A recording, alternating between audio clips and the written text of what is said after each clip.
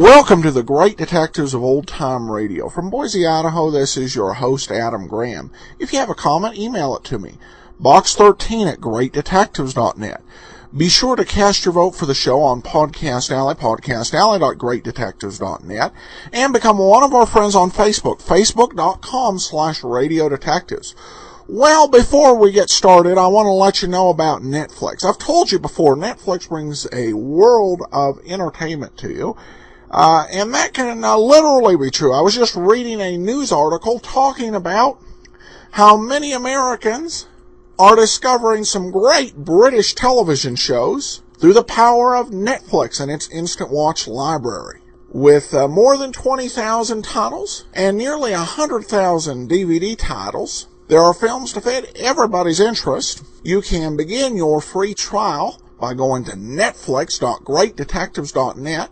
Or if you're one of our Canadian listeners, go to netflixca.greatdetectives.net.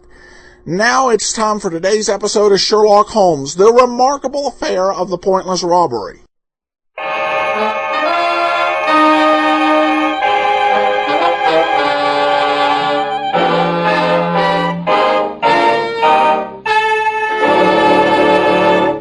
Kreml Hair Tonic and Kreml Shampoo present the new adventures of Sherlock Holmes, starring Nigel Bruce as Dr. Watson and Tom Conway as Sherlock Holmes.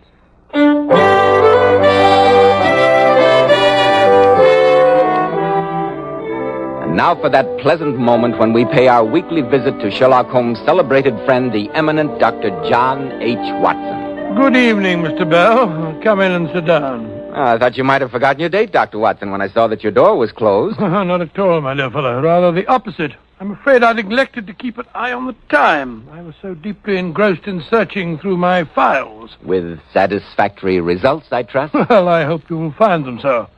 You may remember after I told you the story of the lion's mane the week before last, that you asked if Holmes had any other adventures in his beekeeping days. I do indeed, Dr. Watson. Well, I've been running through my notes concerning the remarkable affair of the pointless robbery, and I think you will find it thrilling enough to keep you on the edge of your chair. I'm sure we all will, Dr. Watson.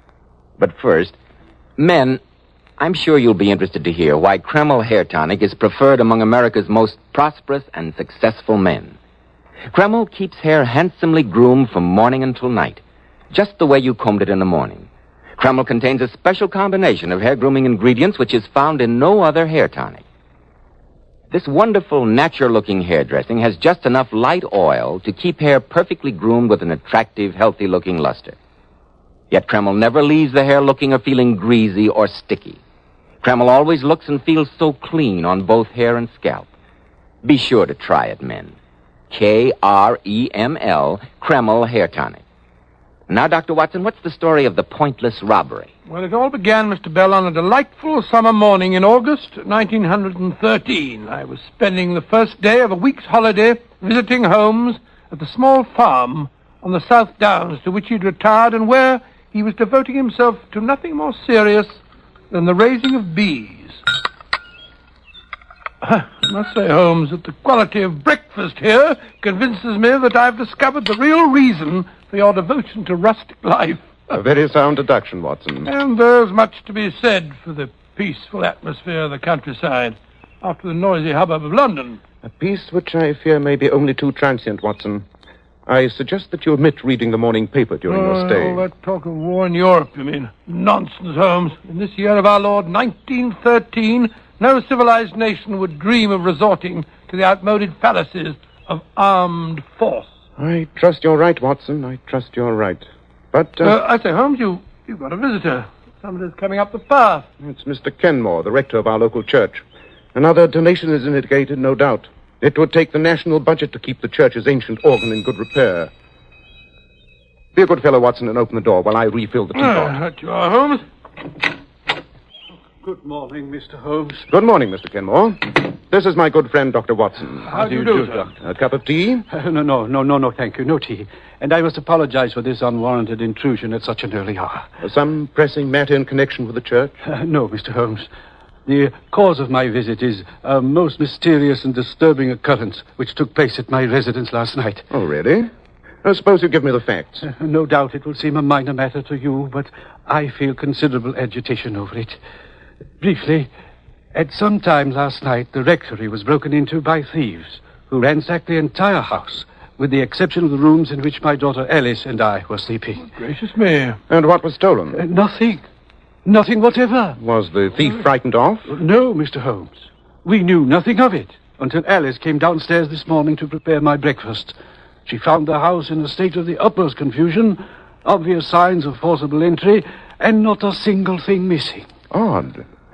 Very odd. I hesitate to ask you, Mr. Holmes, to concern yourself with such a trifle, but you know our worthy constable, Tom Wilson. Yes, an excellent man when it comes to unlighted bicycle lamps, but beyond that...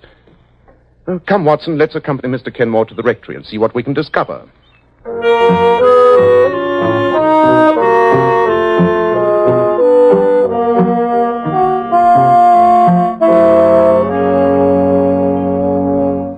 So you see, Mr. Holmes, as Father told you, absolutely nothing seems to be missing.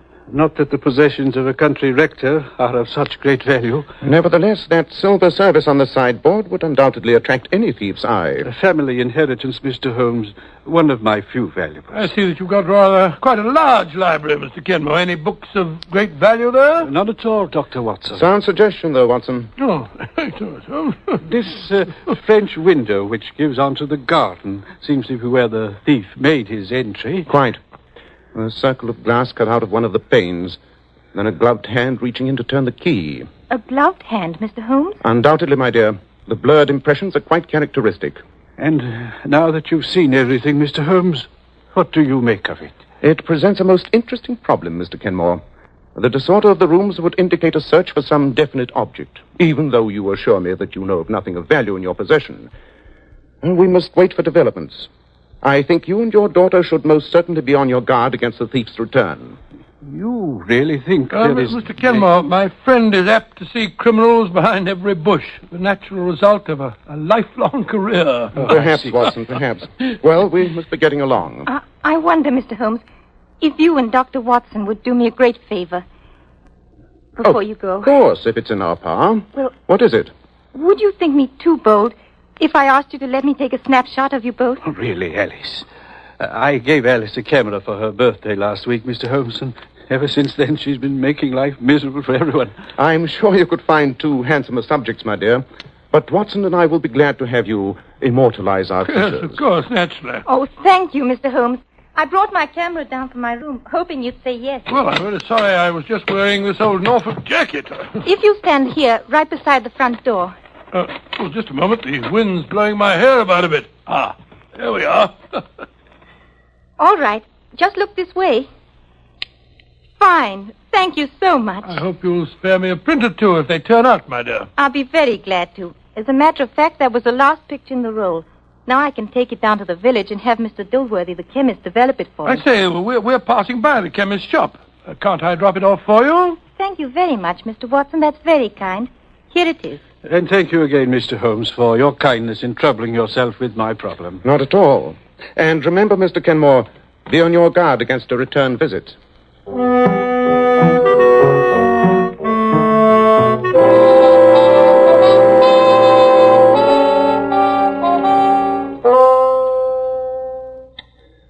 Looks to me as though you're falling asleep over your book, Watson. That's it. Well, I must admit, Holmes, that the combination of country air and that excellent dinner had a very soporific effect on me. Oh, don't apologize. We country dwellers keep early hours. Certainly different from the old days in Baker Street. I'm surprised that you don't miss the excitement of the chase, Holmes. Professor Moriarty was the spice who kept the daily routine from becoming monotonous. But apparently he, too, seems to be in retirement. Oh, have you any news of him, Holmes? The last I heard, Scotland Yard had him fairly definitely located in South America. South America, huh? Which would indicate to anyone knowing the professor as well as I do that he may be anywhere on the face of the globe with the exception of South America. Well, old fella, I'm going upstairs to sleep. What the devil's that? The church bell. Come on, Watson. There must be something wrong at the rectory.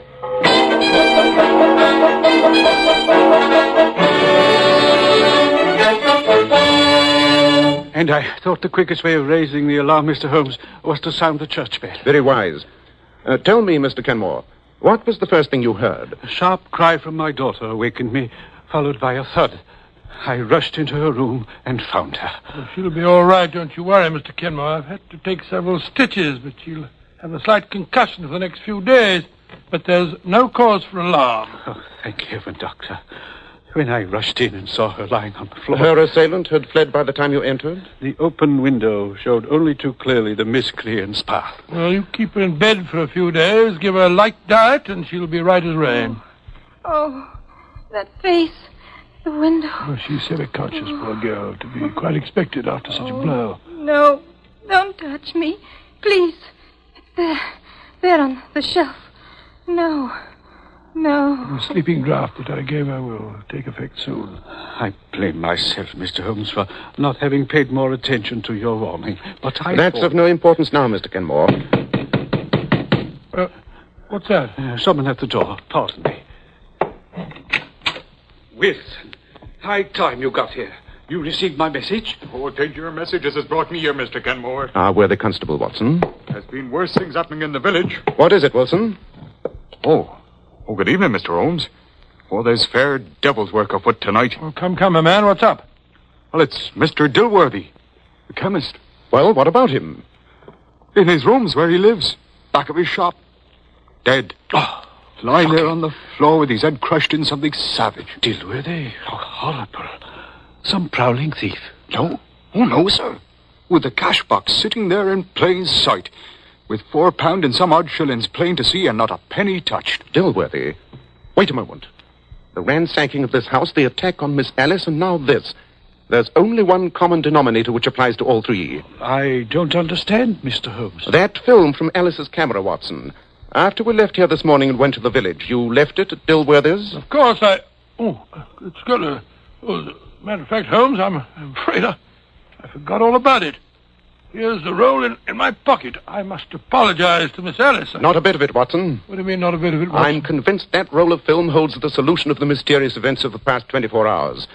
And due to your convenient lapse of memory, we are in possession of the prize. But what prize are we in possession of? That, Watson, remains to be seen. Come, we just have time to catch the late train for London. A visit to Scotland Yard's laboratory will reveal the precious secret which that film is evidently concealing.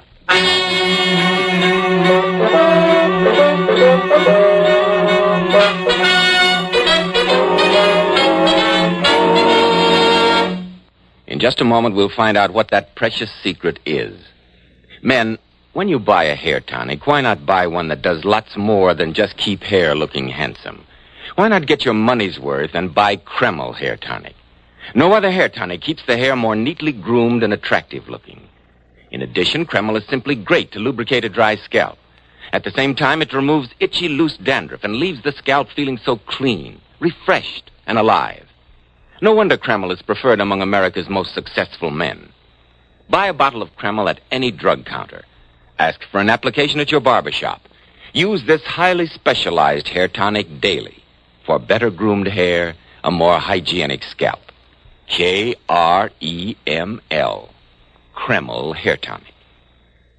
And now, Dr. Watson, what did you discover on that precious roll of film which had already caused the death of one person and a murderous assault upon another? Well, as soon as we reached Scotland Yard's laboratory, Holmes wasted no time in getting permission to develop the photographs.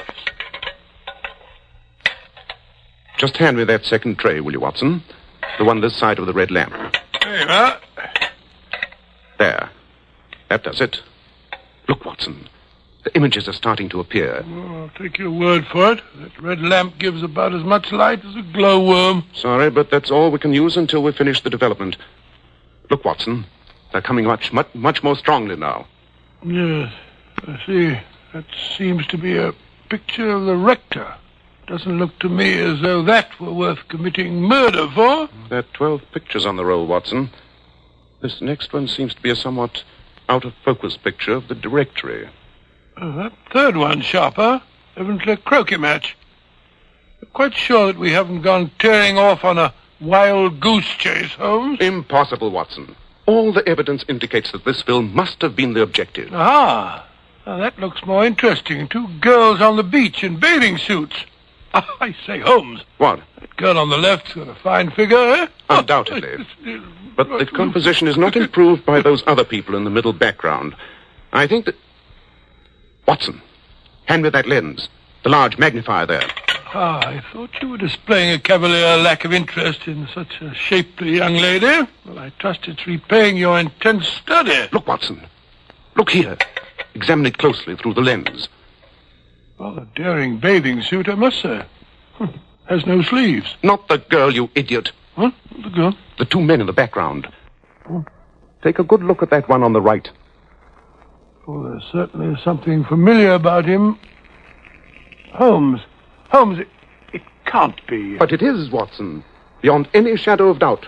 Professor Moriarty himself, and no nearer to South America than the beaches of England. But I don't see why Moriarty should have been so anxious to secure this film. After all, Holmes, there's nothing particularly damning in a photograph of two men seated on a beach. When one of them is the world's most notorious criminal, and when he's quite ready to commit murder to regain the film. Watson, ask the inspector to call us a car. Where are we going? You and I and this precious film are paying a visit to Sir Edward at the Foreign Office at once.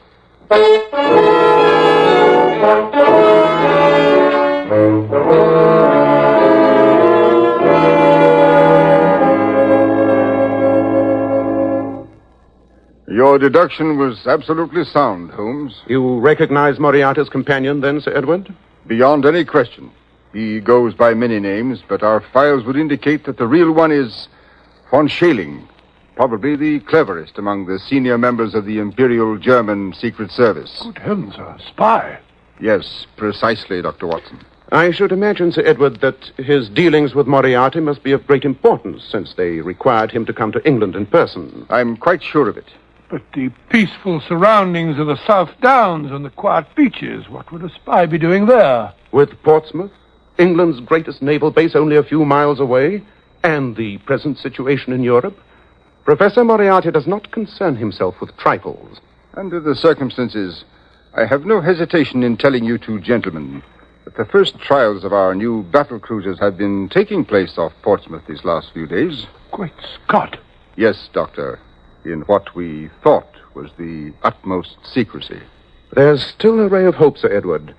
Moriarty would not have gone to such lengths to suppress this photograph had his transactions with von Schäling been completed. Do you mean, Holmes, that there may still be time to forestall him? Dr. Watson and I will do whatever is in our power, Sir Edward.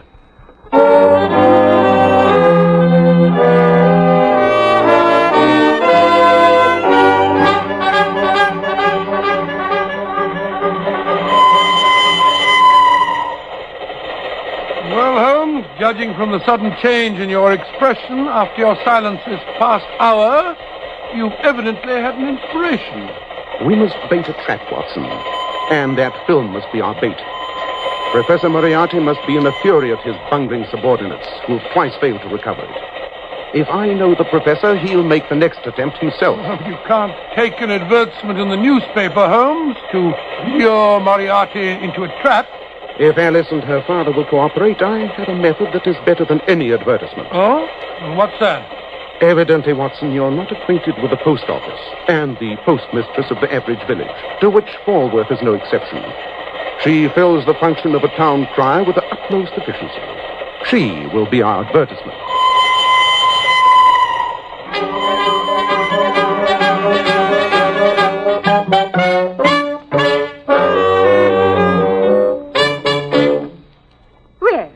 Good morning, Mr. Kenmore. And how are you this fine morning? And how is poor Miss Alice coming along? Very well indeed, thank you, Mrs. Roberts. Ah, that's a blessing. And what can I do for you today? A shilling's worth of penny stamps, please. I do hope the young lady will be up and about again soon. We miss her cheery face. You know, Mrs. Roberts, there was an odd thing about that robbery at the rectory. What was that? All the intruder took was Alice's camera. Fancy that. After he struck her down. Not a very valuable bit of loot. No, indeed. Alice is glad she happened to remove the film that very afternoon. It's still on the library desk. Is it really now? I must remember to have it developed. Well, it's a mercy that nothing worse happened. Oh, I almost forgot. Here's your stamps, Mr. Kenmore.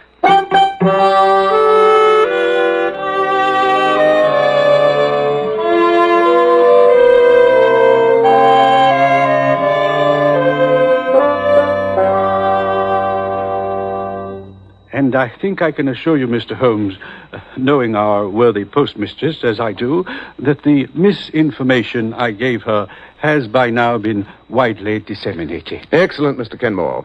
And I appreciate what you and Alice have been willing to risk on behalf of your country.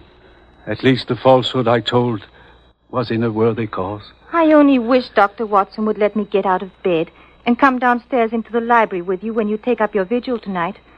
I'd like to see that those horrible men get their just deserts. Really, my dear, you sound almost bloodthirsty. Well, I can't say that I blame Miss Alice for that. If someone had given me a crack on the head, I'd look forward to their downfall. Mr. Kenmore, I would have felt happier if you and Alice were not in the house. But with my knowledge of Moriarty, I fear that he may have the place under observation, and the departure of you and your daughter might make him suspicious. Is that why you and Dr. Watson are wearing those filthy farmer's clothes, Mr. Holmes? Precisely, my dear. 8 o'clock. Time we were beginning our vigil. Mr. Kenmore, you will remain on guard with Alice here in her room. No matter what happens in the library, this is your post of duty. Very well, Mr. Holmes. You have your service revolver, Watson? Certainly. Come then. We must be concealed and in readiness for our visitor at whatever hour he may arrive.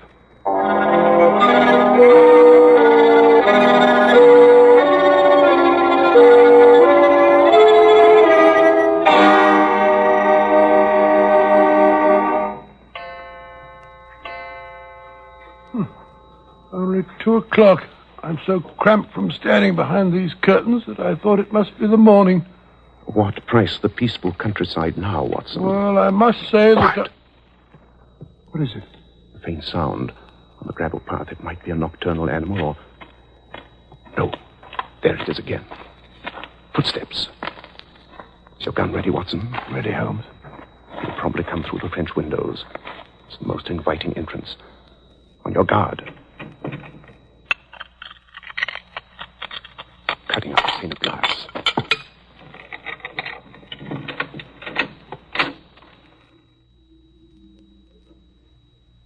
Don't move. We've got you covered. The light switch, Watson, with your left hand. There. Well, Professor Moriarty, we meet again.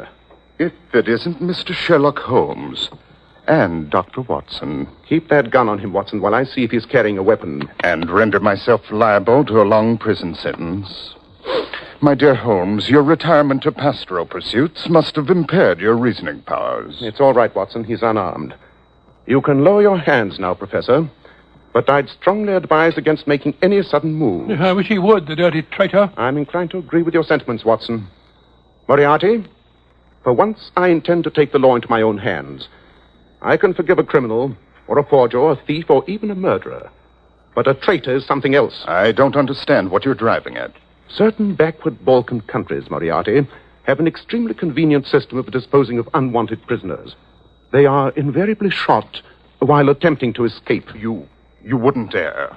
You who have always stood on the side of the law. Have you ever known me to break my word? I assure you, Moriarty, that unless you consent to turn over Von Schailing to us, together with any information you have for him, you will be dead by the time I count 10. And I promise you that Watson won't hesitate either. Yeah, you bet I won't, Holmes. Take your choice, Moriarty. 1, 2, 3, 4. All right, Holmes. You win. This time. A wise decision. Where were you to meet Von Schailing? And what were you to deliver to him? At midnight tomorrow, on a beach 6 miles south of here. He has a rendezvous there with a submarine that is to take him back to Germany. And the figures on the new cruisers are hidden at my lodgings in Portsmouth. We'll keep that appointment with Von Schailing tomorrow night. And to make sure that you have no chance for further treachery, you'll remain with us until he's in our hands.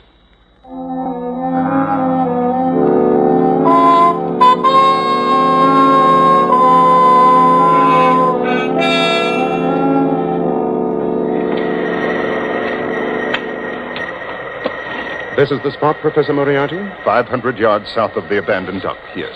Very well. Watson and I will remain here behind these bushes. You, Professor, will walk out alone onto the sands. I intend to take no chances of scaring off our quarry. I haven't much choice in the matter. Just a moment. Yes? Remember that we have you in plain sight. that the moonlight is strong, and that the slightest sign of treachery will be the signal for your well-deserved execution. I won't forget, Mr. Holmes. I hate to think of his going scot-free, Holmes. You cannot hate it more than I do, Watson. But letting him go free is a cheap price to pay for the scotching of his plans and the capture of von Schäling. Here comes a car. This must be von Schäling. No one else would be on this deserted road at this hour of night. Oh, the car's stopping. There's only one man in it. He's getting out. It is von Schäling. Ah, Herr Professor. I knew I could depend on you. Right, Watson. Put up your hands, you. The devil... Look out, Watson! Quick work, Watson. Oh, curse you, Moriarty. You have betrayed me. Precisely, Herr von Schäling. But why should the fact that a traitor will engage in a double betrayal surprise you? He'll be all right, Holmes. Hiding a nasty flesh wound in his leg. Well, Mr. Holmes, you have the papers and the spy. I've kept my part of the bargain. Now you keep yours. Don't worry, Moriarty, I shall. But you can count yourself lucky that the stakes for which we were playing were far more value than your traitorous life. I promise you that next time we meet, you will pay your long overdue reckoning. I shall look forward to it. Au revoir. Till our next meeting. What infernal cheek. I hate to see him go free. No more than I do, Watson. Well, at least we've had the best of the bargain. Now let's load our prisoner into the car. And who are you, anyway? The devil? Oh, hardly so eminent a personage, von Schäling. My name is Sherlock Holmes. So, I might have guessed. Oh. He's fainted. Oh, just as well, perhaps. Here, Holmes, we'll put him in the back seat of the car.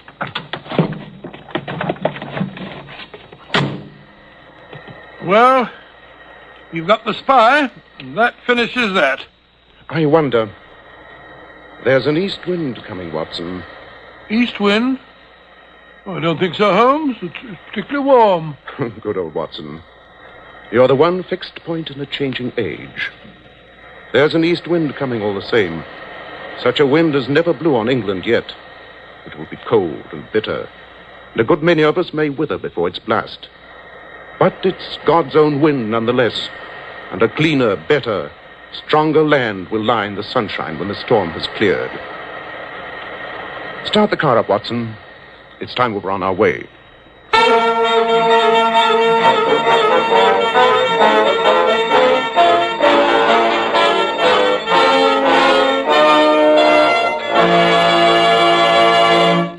And now may I introduce one of the outstanding authorities on feminine beauty. He is John Robert Powers, who has received hundreds of thousands of requests from girls all over the country, girls wishing to join his exclusive Powers Girls. And now, especially transcribed, Mr. John Robert Powers. Good evening, friends. I'm very happy tonight to bring along one of my very attractive Powers girls, Miss Pat Fordyce. And maybe we can coax Pat to tell us what she considers one of the most important requirements of a Powers girl. How about it, Pat? Well, I think one of the most important requisites is lovely, shining, bright hair. Hair that reflects natural, glossy luster and highlights. I certainly agree, Pat. And I heartily agree with you about using Kreml shampoo. Yes, Pat, I advise all my Powers girls to use Kreml shampoo. In my opinion, no other shampoo leaves the hair more radiant with such natural gloss and highlights. Why, I've interviewed hundreds of girls with beautiful faces, but with such dull, lifeless-looking hair. Then after using Kreml shampoo, what a difference. Their hair emerges a vision of shining beauty. I love its rich, velvety oil base, too. A very good point, Pat, because this oil base actually helps hair from becoming dry or brittle. Kreml shampoo also whips up a wonderful, luxurious, active foam, even in the hardest water. Yes, Pat, to glamour bathe the hair, you simply can't beat Kreml shampoo. And I sincerely recommend it to every girl who is discouraged about the way her hair looks. To every girl who wants her hair to look its shining best. Thank you, Mr. Powers, and also your very, very beautiful Powers girls, Miss Pat Fordyce. And now, Dr. Watson, what about next week? Well, now, let me see. Next week, I think I shall tell you a weird story about the strange experience of Mr. John Scott Eccles, wherein Holmes solves a murder of a certain Aloysius, or as you say, Aloysius, Garcia, and finds a kitchen full of voodoo fetishes. I call the story The Adventure of Wisteria Lodge.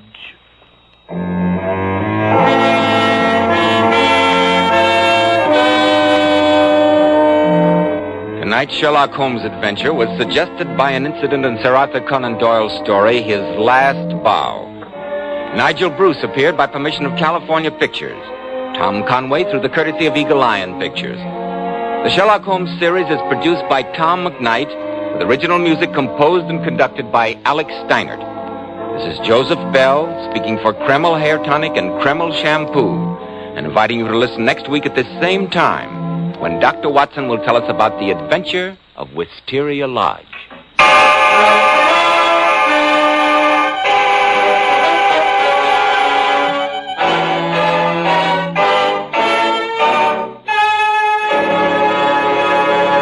This is ABC, the American Broadcasting Company. Welcome back. Well, this one was good, and I think a worthy appearance for Professor Moriarty. I tend to be of the belief that if Moriarty shows up, it really has got to be, it's got to be something big and significant. And certainly this was. And he kind of did tip his hand that Moriarty was involved when he went ahead and started talking about Moriarty. To me, that just said to me, okay, we're going to get to see more Moriarty in this episode. I did love that quote at the end, the East Wind quote, was actually taken verbatim from the story His Last Bow. And it remains Arthur Conan Doyle's best expression of British patriotism, and of course worked its way into the first of the Universal Pictures Sherlock Holmes films from the 1940s, The Voice of Terror. Alright, well now we turn to listener comments and feedback, and we got a new review on iTunes. Jeffrey says, I love this show. Adam puts in a lot of time and research, bringing us the tidbits of history for each show. As someone who is a fan of old-time radio shows, I certainly appreciate his dedication. Well, thank you so much, Jeffrey. I appreciate you listening. That'll do it for now. We will be back tomorrow with yours truly, Johnny Dollar, and next Thursday, another adventure of Sherlock Holmes. In the meanwhile, your comments can be sent directly to me, box13 at greatdetectives.net. Facebook.com/radiodetectives is our Facebook page. And be sure every month to cast your vote for the show on Podcast Alley, podcastalley.greatdetectives.net. But from Boise, Idaho, this is your host, Adam Graham, signing off.